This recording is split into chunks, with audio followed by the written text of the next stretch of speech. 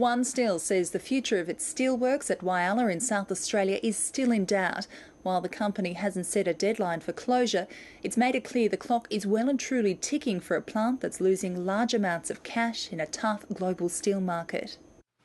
The Australian steel industry is in the doldrums. The high dollar and weak global demand are decimating exports, with BlueScope Steel already closing a blast furnace at its Port Kembla site south of Sydney. OneSteel has its Whyalla plant in South Australia under the microscope after a loss-making performance it's described as disappointing and unacceptable.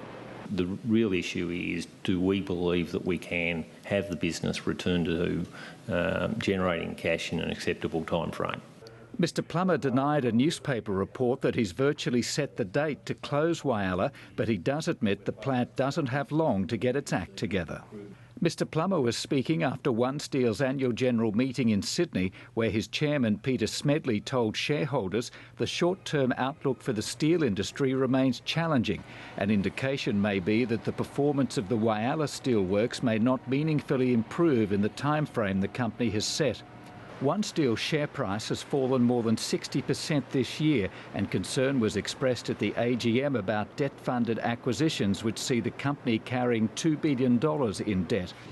There was a victory for the board at the annual general meeting. Last year there was a 42% vote against the remuneration report. After extensive consultation with shareholders, only 4% of votes were against this year's report.